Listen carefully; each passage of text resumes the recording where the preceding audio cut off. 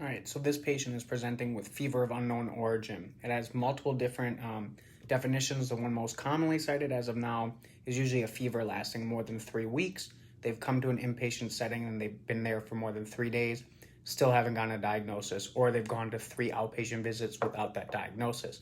The way I think through fever of unknown origin, I use the following schema. I think about infectious, non-infectious, inflammatory diseases, malignancy, and other. Some of your infection causes you should think of are like occult abscess, TB, endocarditis, osteomyelitis, viral infections, and zoonosis or zoonosis. So like from animal infections like Bartonella is like a classic one.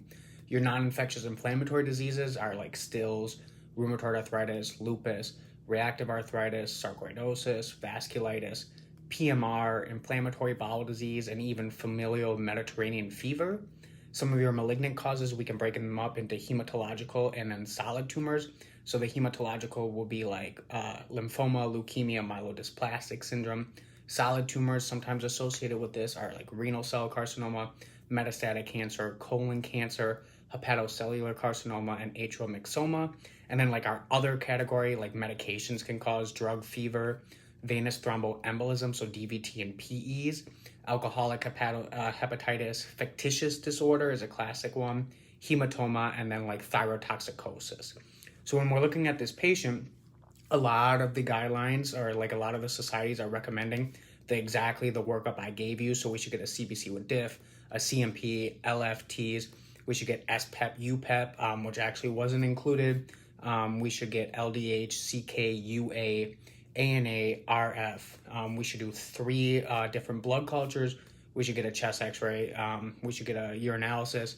We should do a TST and IGRA.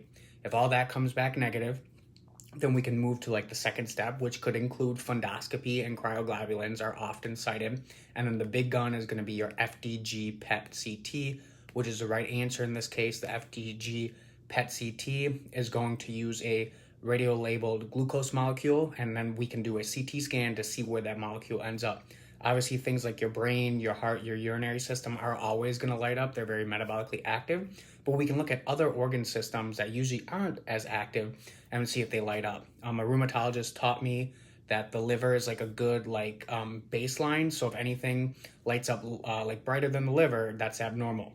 We don't need to do a bone marrow biopsy here. We don't see cytopenias. We don't see elevated LDH. I have a low suspicion of hematological malignancy. Antibiotics might mask certain things if we try to get more blood cultures. Temporal artery biopsy might be needed next if we see it on FDG-PET, and no need for blood cultures.